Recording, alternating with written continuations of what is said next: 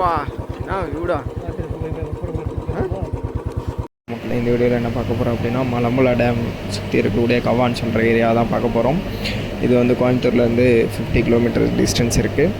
இதில் நம்ம கஞ்சிக்கோடுங்கிற bus ஸ்டாப்லேருந்து left service ரோட்டில் கட் பண்ணோம் அப்படின்னா ஒரு ஃப்ளைஓவர் வரும். அந்த ஃப்ளைஓவரில் ரைட் எடுத்தோம் அப்படின்னா எக்ஸாக்டாக அங்கேருந்து 10 கிலோமீட்டர் டிஸ்டன்ஸ் வரும். இதில் போகிற வழியில் பார்த்திங்க அப்படின்னா ரயில்வே கேட் இருக்கும். வழியில் பார்த்திங்கன்னா நமக்கு ரோடோட வியூ தான். அந்த இது வந்து ரோடு மோசமாகவே இருந்துச்சு அப்படின்னாலும் அதோட வியூ வந்து செம்மையாக இருக்கும். நிறையா பேர் சைக்கிளிங் போயிட்டுருக்காங்க. ஸோ அதெல்லாம் பார்க்கும்போது நம்மளும் அந்த மாதிரி போகலான்னு தோணும். போகிற வழியில் பார்த்திங்கன்னா ஒரு சர்ச் இருக்கும். அந்த சர்ச்சில் தான் ரைட் எடுக்கணும். அந்த ரைட் எடுக்கிற வழியில் பார்த்திங்கன்னா ஒரு கேம்ஸ் அந்த மாதிரி சென்டர்லாம் இருக்கும். Tiffin crossing area. நம்மளால இந்த மாதிரி ஃபோட்டோ எடுக்கக்கூடாதுன்னு போட்டால் தான் அங்கே தான் நின்று ஃபோட்டோ எடுப்பானுங்க. நல்ல பசங்க.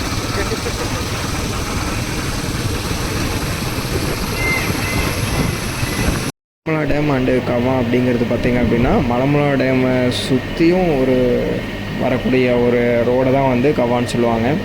இதில் மொத்தம் 24 கிலோமீட்டர்ஸ் இருக்கும். அரௌண்ட் 1 or 2 ஹவர்ஸ்க்குள்ளே நம்ம அப்படியே பொறுமையாக எல்லா லொக்கேஷன் நிறுத்தி பார்த்துட்டு வரோம் அப்படின்னா ஒரு 2 மணி நேரம் மேக்ஸிமம். அதை விட பெருசாக டைம் ஒன்றும் நமக்கு ஆகாது. ஸோ இதை சுற்றியும் பார்த்திங்கன்னா இயற்கை தோற்றங்கள் தான் ரொம்ப அதிகமாக இருக்கும். அப்புறம் மலை இருக்கும். அந்த மலை ஃபுல்லாக சுற்றியும் நமக்கு ஒரு என்ன சொல்கிறது, மலையில் சூழ்ந்த மாதிரியே இருக்கும் அந்த மலம்புழா டேம். அதுதான் மலம்புழா டேமோட சிறப்பம்சம்னு நான் நினைக்கிறேன். அதே மாதிரி இங்கே போனோம் அப்படின்னா ஒரு மிகப்பெரிய ஹில் ஸ்டேஷன் போனால் எப்படி இருக்கும் அந்த மாதிரி இருக்கும். ரோடு பார்க்குறதும் சரி, அல்லது சுற்றி இருக்கக்கூடிய மக்கள் ஆகட்டும், அங்கே இருக்கக்கூடிய வீடாகட்டும், எல்லாமே ஒரு கிராமிய வாழ்வு எப்படி இருக்கும் அந்த மாதிரி இருக்கும்.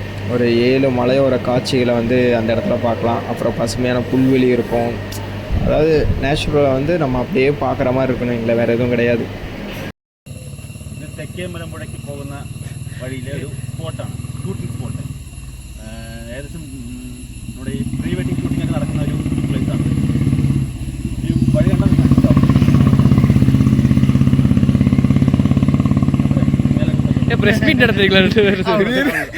திடீர்னு இருந்து ட்ரிப் எங்காவது போகலாம், ஃபேமிலியாக போகலாம் சரி, அல்லது பைக் ரைடு எங்காவது பசங்களோட போகலாம் அப்படின்னா மலம்புழா டேமும் அந்த கவாங்கிறது பார்த்திங்கன்னா நல்ல சாய்ஸாக இருக்கும்.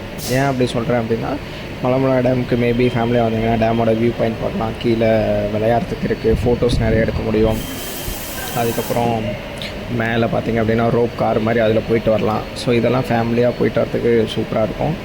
அதே மாதிரி நான் பைக்கில் ரைடு வர பசங்களோட ரைடு போகிறேன் அப்படின்னா எனக்கு வண்டி ஓட்ட பிடிக்கும், இன்ட்ரெஸ்ட்டாக இருக்குது. ஹாபீஸ் அப்படின்னா இது ஒரு 24 கிலோமீட்டர்ஸ் இருக்குது. நம்ம ஒரு பெரிய ரவுண்டே அடிச்சுட்டு வரலான்னு வைங்களேன். ஸோ அந்த ரவுண்டு அடிச்சுட்டு வர வழியில் பார்த்திங்கன்னா நீர்வீழ்ச்சி மாதிரி நிறையா இருக்கும். நிறையா ஃபோட்டோ ஷூட்ஸ் எடுத்துகிட்டு இருப்பாங்க. மூவிஸ்லாம் இங்கே நிறைய எடுத்திருக்காங்க. அந்த மாதிரி நிறையா இருக்குது. ஸோ எல்லாமே அதை எக்ஸ்ப்ளோர் பண்ண முடியும் ஈஸியாக. அண்ட் தென் கோயம்புத்தூர்லேருந்து ஒரு 50 கிலோமீட்டர் தான் அப்படிங்கிறப்போ நார்மலாக எங்கேயாவது வெளியே போயிட்டு வர டே ட்ரிப்புக்கு நான் ஏன் மலம்புழா டேம் வரணும் அப்படின்னா ஃபுல் அண்ட் ஃபுல் நேச்சுரலாக இருக்கும். நமக்கு பீஸ்ஃபுல்லாக ட்ராவல் பண்ணலாம், ரைட் பண்ண முடியும். சுற்றியும் மலை இருக்குது. அதுக்கப்புறம் ஒரு நாளில் வந்தால் இங்கேயே தூரி ஆடுற மாதிரி நிறையா கவாலை வச்சுருக்காங்க. ஸோ அதை எல்லாமே எக்ஸ்ப்ளோர் பண்ணுறதுக்கு ஒரு நல்ல சான்ஸாக இருக்கும். அப்படின்னா கண்டிப்பாக அந்த மழை வர டைமில் வந்தால் செம்மையாக இருக்கும். அதனோட வியூஸ் என்ன, நாங்கள் போகிற டைமில் மழை இல்லை, ஏன்னா முன்னாடி நல்லா நின்றுச்சு. காலையில் போகும்போது அப்படியே ஒரு 9-10 மணிங்கிறப்ப நல்லா வெயில் வர ஆரம்பிச்சிருச்சு. ஸோ அந்த டைமில் மேபி கொஞ்சம் கஷ்டமாக இருக்கும். ஆனால் மழை வருது அப்படின்னா செம்மையாக இருக்கும். போகும்போது மட்டும் பார்த்துக்க வேண்டிய விஷயம் என்ன அப்படின்னா ரொம்ப ரோடு வந்து ரொம்ப கன்சிஸ்டண்ட்டாக இருக்கும். ஸோ அந்த இடத்துல எல்லாம் பார்த்திங்க அப்படின்னா நம்ம தான் கவனமாக போய்க்கணும். ஏன்னா ஆப்போசிட்டில் வரவன ஒன்றுமே சொல்ல முடியாது. ஸோ முடிஞ்ச வரைக்கும் நம்ம எவ்வளோ கேர்ஃபுல்லாக போகிறோமோ அந்தளவுக்கு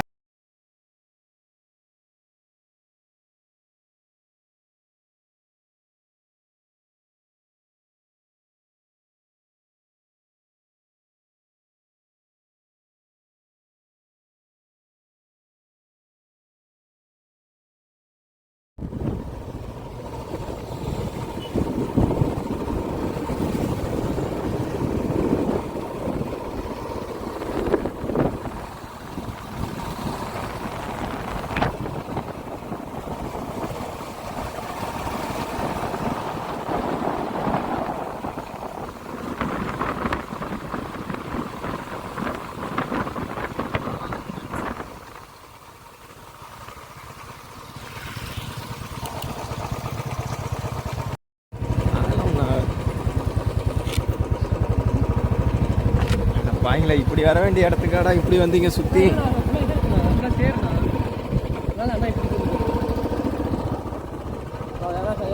பாருங்க வா என்ன வியூடா.